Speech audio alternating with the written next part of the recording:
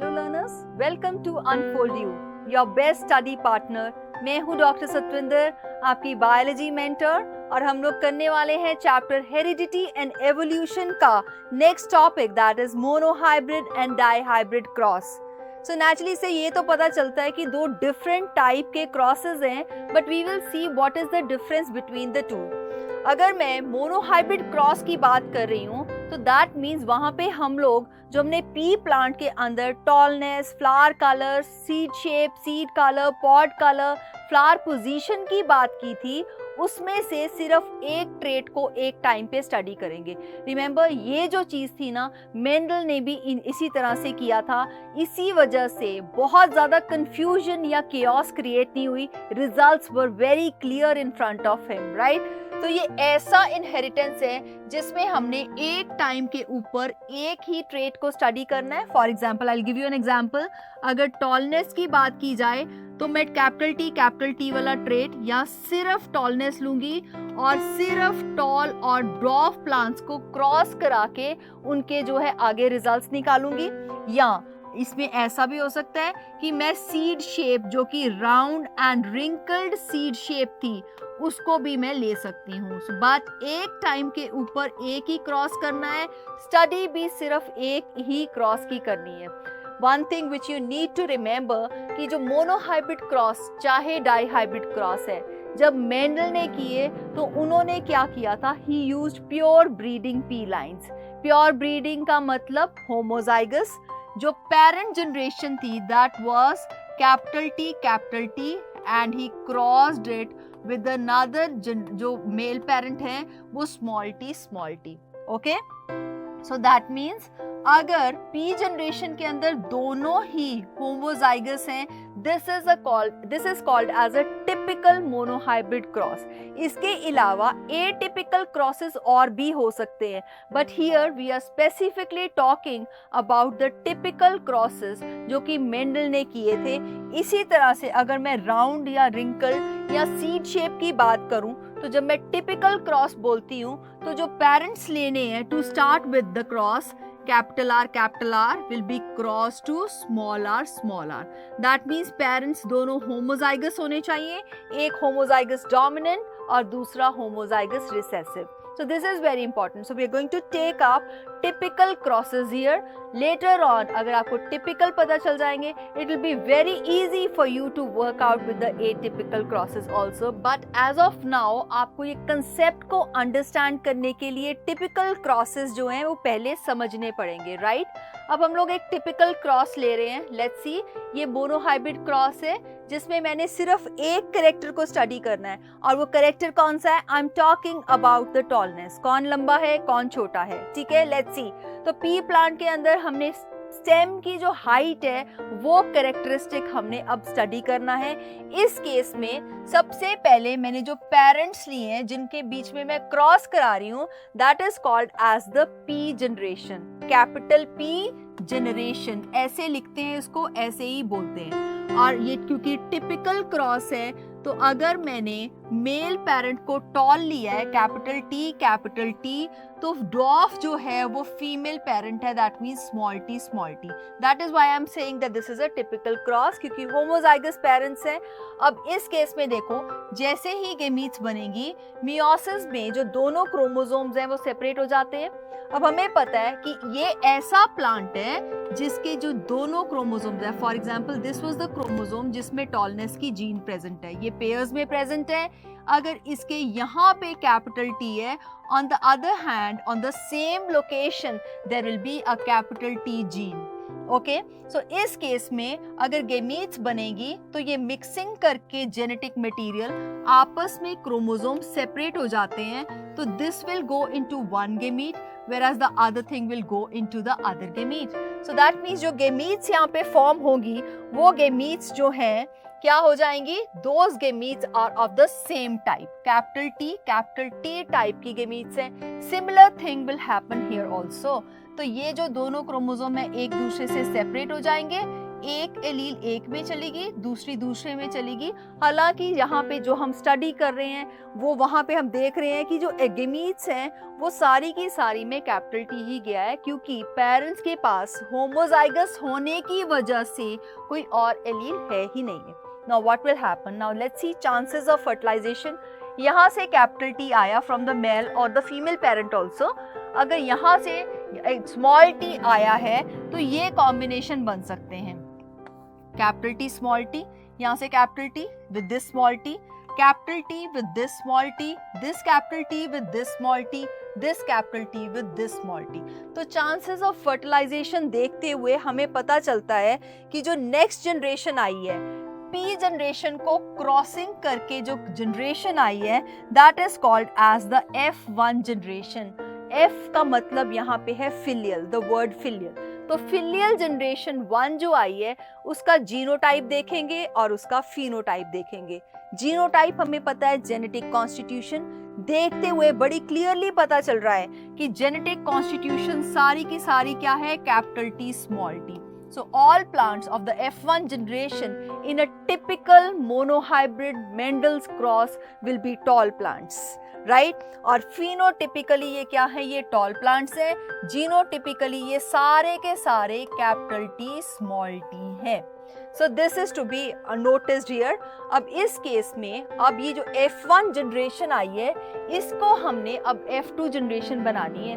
अब F2 generation बनाने के लिए हमने F1 जनरेशन का एक प्लांट लिया और F1 जनरेशन का ही दूसरा सिमिलर प्लांट लिया। दैट मीन्स टॉल प्लांट और टॉल प्लांट को क्रॉस कराना है। रिमेंबर F2 जनरेशन F1 की क्रॉसिंग से आती है। F1 जनरेशन जिस तरह से P प्लांट की जो P जनरेशन है उसकी क्रॉसिंग से आई थी, राइट? अब इस केस में हमें पता है बिकॉज ये हेट्रोजाइगस कंडीशन है, so we will have two types of gametes. 50% gametes में ये वाली एलील चली जाएगी, दैट इज कैपिटल T। 50% में चली गई small t। Similar thing will happen with the female parent also. अब इनकी जो फर्टिलाइजेशन हुई, let's see this is the male parent, let's see this is the female parent. तो ये जो फीमेल पेरेंट है इसके ये एग्स जब रिलीज हुए हैं और मेल पेरेंट के जब पोलन ग्रेन्स रिलीज हुए हैं तो there are equal chances of fertilization. अब चांसेस ऑफ फर्टिलाइजेशन में देखो, this T may meet this one, this T may meet this one. ये वाला स्मॉल टी इस कैपिटल टी के साथ जा सकता है या ये वाला स्मॉल टी जो स्मॉल टी के साथ जा सकता है। इन कॉम्बिनेशंस को देखते हुए we will work out the F2 generation genotype, जिसमें हमें दिखता है this is capital T, another set capital T small t, this is also capital T small t, whereas this is small t। Genotype को अगर आप देखो तो एक तो इस तरह से है 1, this is 2, I'll write down as is to 2, whereas 1 is, this is dwarf, okay? So this is dwarf, this is not tall, this is dwarf। तो ये किस तरह से है, capital T is to capital T small t is to small t की जो ratio है, that means genotypic ratio of a typical monohybrid cross is 1:2:1, whereas अगर मैं इसके phenotype देखूं, ये tall है, this is tall, this is also tall because यहाँ पे एक तो एलील जो है dominant tallness की है, यहाँ पे भी एक एलील है टॉलनेस की, so this will also express the tall factor, whereas यहाँ पे दोनों रिसेसिव हैं, so this is the dwarf. Phenotypically the ratio will be 3 tall 1 dwarf. तो फिनोटिपिक जो रेशियो है दैट इज 3:1। सो हियर जब भी आप इसको वर्कआउट करोगे you may work it out with all the other factors, लेकिन लेना बिल्कुल सेम है। दैट मीन्स पी जनरेशन को अगर आप राउंड सीड्स का करना चाहते हो, सीड शेप का करना चाहते हो, P generation will be capital R cross to small r। F1 generation will be obtained, F1 generation की सेल्फिंग कराइए, F2 generation will be obtained and always with no exceptions. यहाँ पे जो है 1:2:1 जो जीनोटाइप आएगा F2 जनरेशन का और 3:1 जो आएगा phenotype आएगा F2 जनरेशन का। So you can work out this cross, this typical Mendel's cross with all the peak plant characteristics which we have done. So there were 7 varieties which were used. ठीक है, तो 7 जो different characters हमने देखे थे उन सब के साथ इसको workout हम कर सकते हैं। सो नाउ इसी के ऊपर बेस्ड, मोनोहाइब्रिड क्रॉस के ऊपर based, we have law of segregation. It means that factors always occurs in pairs. That means capital T या कैपिटल टी स्मॉल टी. तो बॉडी के सेल्स के अंदर हर चीज की eye colour, shape of the face, shape of the eyes, shape of nose, chin, color, सब चीज़ों की जो एलील्स है वो 2 होंगी, बिकॉज हम लोग डिप्लॉयड ऑर्गेनिजम्स हैं. तो हमारे जो एक क्रोमोसोम पे एलील प्रेजेंट है, बिल्कुल ऑलमोस्ट सेम लोकेशन के ऊपर दूसरी एलील भी प्रेजेंट है, विच में आइदर बी डोमिनेंट और रिसेसिव, बोथ में बी रिसेसिव, बोथ में be dominant, right. So factors they always occur in pairs. Dissimilar pair of factor की बात हो रही है, that means heterozygous condition. This is a dissimilar pair. One factor will dominate the other. इसमें आप देखो capital T is the one which will dominate on small t, and this law is used to explain the expression of one of the factor in a monohybrid cross in F1 and expression of both in F2. What does that mean? अब आप typical monohybrid cross में अगर आप देखो तो F1 generation में सारे के सारे प्लांट स्टॉल आए थे, right. So that means expression of only one of the factors in a monohybrid cross in F1. F1 के अंदर ड्वार्फनेस ने एक्सप्रेस ही नहीं किया, लेकिन जैसे ही हमने F2 जनरेशन बनाई तो टॉल और ड्वार्फ दोनों कैरेक्टरिस्टिक्स एक्सप्रेस होने शुरू हो गए. तो ये था law of segregation. That means जब ये गेमीट्स में जाता है तो ये जो कैपिटल टी है, स्मॉल टी की जो अकरेंस है या उसकी जो सेपरेशन है अपने से, उसमें बिल्कुल भी अफेक्ट नहीं करता है. Capital T will independently segregate from small T. ऐसा भी नहीं हुआ कि कुछ ब्लेंडिंग हो गई है या करेक्टर्स लूज हो गए हैं.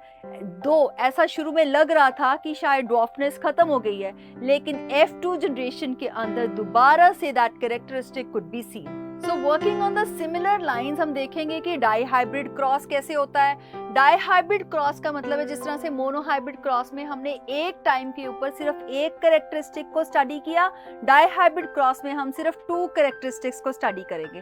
ट्राई हाइब्रिड क्रॉसेस भी होते हैं, बट वो उतना ही ज़्यादा डिफिकल्ट हो जाएगा पुनेट स्क्वायर बनाना, आगे उनकी क्रॉसिंग कराना, उनके गेमीट्स फाइंड आउट करना.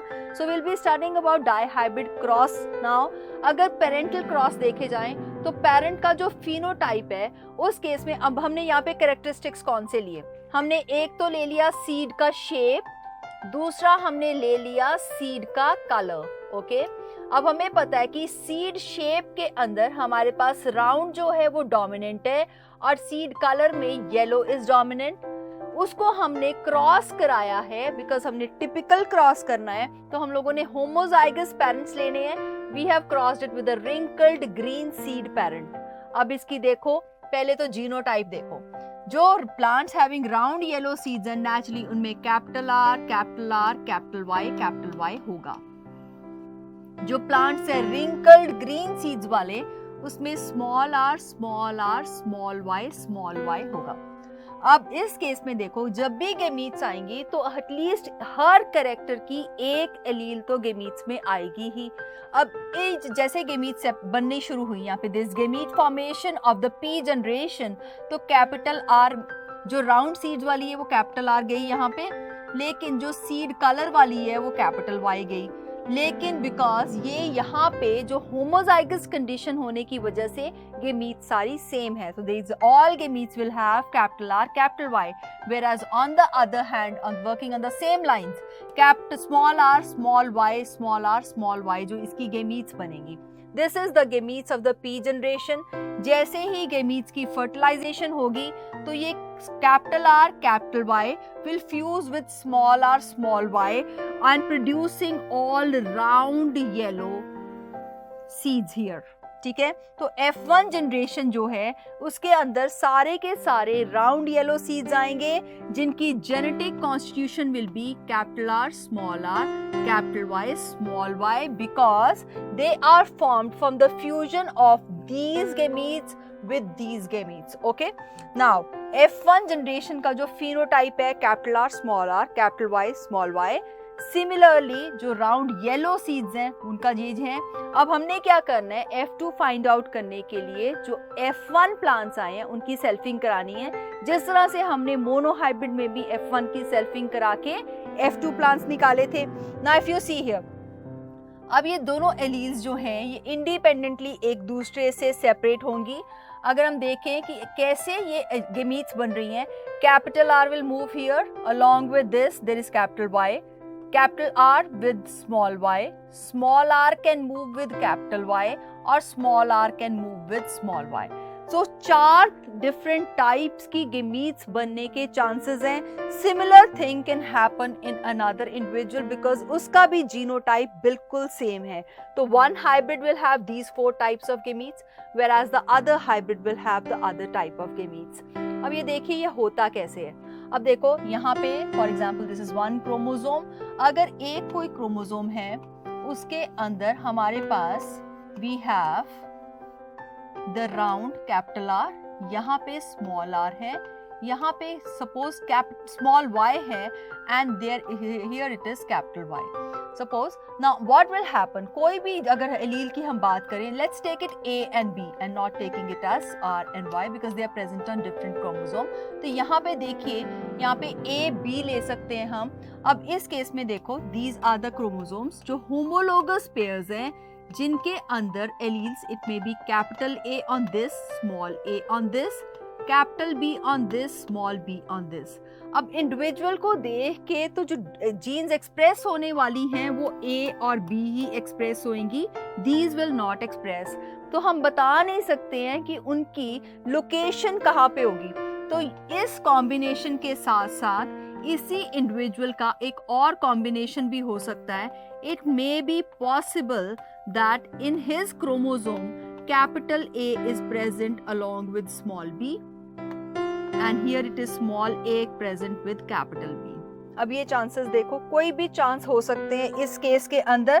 तो इसके साथ साथ हमने क्या फाइंड आउट करना है कि इनमें गेमीट्स किस तरह की बनेगी.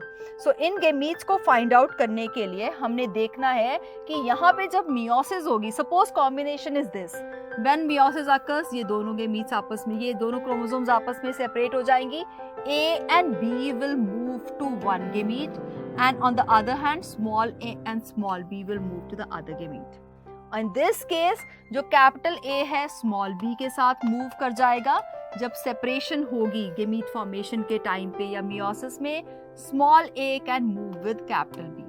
So there are 25% chances of formation of each of these gametes. So this is how it basically happens. और इसी की वजह से हमने जो वर्कआउट किया है क्रॉस, लेट्स सी कहाँ पे, ये 4 टाइप की गेमीट्स इसी की वजह से बनी हैं. 4 टाइप की गेमीट्स यहाँ पे हैं. That means this is the gametes of the F1 generation. Same. Now what will happen, अब हमने इसकी फ्यूजन करा के देखना है कि हुआ क्या. अब now will write it down like this. This is called as a Punnett square to simplify to simplify जो भी इनहेरिटेंस या फिनोटिपिक या जीनोटिपिक रेशियो जो आती है उसको सिंप्लीफाई करने के लिए हमने ये बनाया है. Capital R, capital R, capital Y from here. This has to be written here, this has to be written here, this is to be written here and this is to be written here. Okay? So इसी तरह से आप लोग पूरा जो workout जब करोगे तो you will be able to find out कि किस तरह से जेनेटिक कॉन्स्टिट्यूशन वेरी कर रही है. I'll just give you a very simple example. यहाँ पे देखो, ये जो capital R, small r, capital Y, small y है, ये चारों जो है एक ही तरह के जीनोटाइप वाले हैं. इनका फिनोटाइप भी सेम है, that they are round and yellow. Naturally अगर जीनोटाइप सेम है तो फिनोटाइप हमेशा ही सेम होगा बिकॉज जेनेटिक कॉन्स्टिट्यूशन पे ही फिनोटिपिक कैरेक्टर्स या मॉर्फोलॉजिकल कैरेक्टर्स हैं जो डिपेंड करते हैं. Now if you see here, अगर मैं इनकी फाइंड आउट करने की कोशिश करूं कि कितने प्लांट्स राउंड येलो हैं, 1 2 3 4 5 6 7 8 9, सो 9 जो रेशियो है वो क्या है, that is of the round yellow. इसके साथ मेरे पास 3 प्लांट्स आएंगे जो कि राउंड ग्रीन है, round green, round green and round green 3, जो कि रिंकल्ड येलो हैं. I have 3 wrinkled yellow, wrinkled yellow and wrinkled yellow. whereas only one of these will be wrinkled green. तो ये तो था round yellow, this is round green and this is wrinkled yellow and this is wrinkled green. तो अगर मैं phenotypic ratio की बात करूँ तो डाइहाइब्रिड क्रॉस में it is 9:3:3:1. ये क्रॉस जो टिपिकल क्रॉस है इसके ऊपर बेस्ड ही आप बहुत सारे क्वेश्चन सॉल्व कर सकते हो. When I say ratio it is 9:3:3:1. When I say proportion तो आप कर सकते हो कि राउंड येलो की प्रोपोर्शन है 9:16, wrinkled येलो की प्रोपोर्शन है 3:16, राउंड ग्रीन की प्रोपोर्शन है 3:16, whereas wrinkled green is 1:16. And accordingly, by multiplying it with 100, you may be able to find out the percentage of the plants also, right? So ऐसे करना है, लेकिन इसके ऊपर बेस्ड है जो law of independent assortment. Law of segregation जिस तरह से मोनोहाइब्रिड क्रॉस पे बेस था, और लॉ ऑफ सेग्रीगेशन में मैंने बोला कैपिटल टी स्मॉल टी से इंडिपेंडेंटली सेग्रीगेट करेगा, लेकिन लॉ ऑफ इंडिपेंडेंट असॉर्टमेंट बोलता है कि दो डिफरेंट ट्रेट के जो फैक्टर्स हैं, एलील्स हैं, वो भी एक दूसरे से इंडिपेंडेंटली असॉर्ट करेंगे. दैट मीन्स कैपिटल आर जब राउंड वाले जो सीड शेप की एलील्स हैं वो सीड के कलर की एलील्स को बिल्कुल भी अफेक्ट नहीं करेंगे, and these two alleles will independently assort from each other resulting in varying combination. जो ये कॉम्बिनेशंस बने थे और जो 9:3:3:1 रेशियो आई है वो लॉ ऑफ इंडिपेंडेंट असॉर्टमेंट की वजह से ही आई है. ठीक है, सो इस लॉ ऑफ इंडिपेंडेंट असॉर्टमेंट की वजह से ही, if you see here, now see these were the 4 types of gametes which were formed in a dihybrid cross. 50% cases में कैपिटल आर गया, 50% में कैपिटल वाई गया, 50% में स्मॉल आर गया है, तो 50% में स्मॉल वाई भी गया है. ठीक है, सो this is the law of independent assortment कि जो दो डिफरेंट टाइप के करेक्टर्स की एलील्स हैं दे विल इंडिपेंडेंटली असॉर्ट और सेपरेट. असॉर्टमेंट का मतलब होता है सेपरेट करना, तो सेपरेट ग्रुप्स में जो जा रही हैं. ठीक है, so inheritance factors for different traits are passed from parents to their offsprings independent of each other. Genes for different traits are inherited independently of each other, or genes for different traits are often on different chromosomes. इस वजह से भी, क्योंकि हो सकता है क्या है, अगर मैं A या B कोई भी एलील्स की बात कर रही हूँ, अगर वो हम लोगों ने इकट्ठी उसकी इनहेरिटेंस को स्टडी करना है जैसे हम कर रहे थे, so these alleles may be present on different chromosome. अगर A इस क्रोमोसोम के पेयर के ऊपर प्रेजेंट है, स्मॉल a यहाँ पे, तो हो सकता है जो B एलील या दूसरी जीन इसके साथ हम जो स्टडी कर रहे हैं that may be present on a different chromosome. तो ये क्रोमोसोम इसकी जो एलील्स हैं उसको बिल्कुल भी अफेक्ट नहीं करेगा. That is not always the case. ऐसा नहीं है कि हमेशा ही डिफरेंट क्रोमोसोम्स वाली एलील्स अफेक्ट नहीं होंगी. सेम क्रोमोसोम्स के ऊपर प्रेजेंट भी एलील्स हैं जो वो भी उसको असॉर्टमेंट को अफेक्ट नहीं करेगा. ठीक है, so this was law of independent assortment, whereas monohybrid cross के ऊपर एप्लीकेबल लॉ ऑफ सेग्रीगेशन है. जो लॉ ऑफ इंडिपेंडेंट असॉर्टमेंट है it is applicable for a dihybrid cross, right.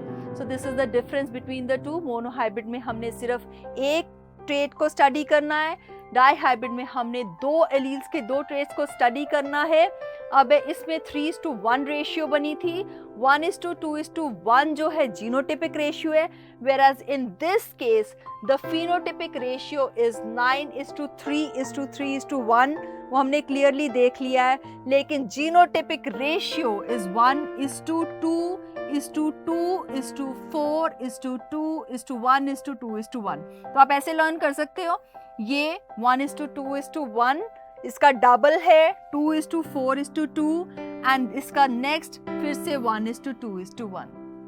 So genotype का मतलब है capital R, capital Y, small Y कितनों में है, तो that will be one genotype. So you are going to work out with the genotypic cross right here. Now let's see a question देखते हैं हम. Gregor Mendel's first law of genetics states that of a pair of contrasting characters, for example tallness or dwarfness की बात हो जाए तो only one factor will be represented in a gamete. तो कौन सा वो फैक्टर है जो रिप्रेजेंट होगा गेमीट के अंदर? Let's give, and what they have asked, give the modern name for this factor. The modern name for these factors is called as allele. तो इसको क्या नाम दिया गया है? इसको allele नाम दिया गया है. So this is state where these factors are found in gametes. तो gametes के अंदर ये factors कहाँ पे होंगे? These factors, whether they are in the body cells or in the gametes, they will always be found on the chromosome itself. Okay? Now, when working out a typical dihybrid cross, remember मैं यहाँ पे typical dihybrid cross की बात कर रही हूँ. Mendel collected total of 2160. Let's note it down here. 2160 seeds मिले. What will be the number of round green seeds? तो हमने देखा कि 9:3:3:1 रेशियो जो टिपिकल मेंडल हाइब्रिड क्रॉस की थी, उसमें से अगर ये 16 थे तो उसमें से 9 प्लांट्स जो हैं, this was just a proportion, तो 16 में से 9 प्लांट्स जो थे वो राउंड येलो थे. तो 2160 में से कितने प्लांट्स जो हैं वो राउंड येलो होंगे? And it will be very easy for you to calculate here. Similarly wrinkled seeds की अगर बात की जाए, रिंकल्ड सीड्स कितने थे? ये वाले 1. सो अगर 16 प्लांट्स लिए जाएं तो उनमें से सिर्फ 1 जो उसकी थी रेशियो, और अगर 2160 प्लांट्स लिए जाएं तो इट विल बी 1/16 इंटू 2160. ठीक है. So these many number of plants. Round yellow कितने थे? तो ये रेशियो राउंड येलो की थी. So it will B 3/16 into 2160 plants will be round yellow, whereas wrinkled yellow will be 3/16 into 2160. So working on with this ratio, ये जो 9:3:3:1 ratio है, you will be able to find out कि कितने plants किस तरह के थे. Right? So which ratio as established by the Mendels have you made use of in answering the part A? So which ratio is that? That is the phenotypic 9:3:3:1 ratio, which represents the law of independent assortment, and this is the ratio which we have used to calculate this question. Okay, number of seeds, किसी भी तरह के जो seeds हों, right? So with this we have finished with the monohybrid and the dihybrid cross. So in the further video lessons, we'll be taking up further topics of the chapter. Till then, keep learning, keep sharing. Thank you so much.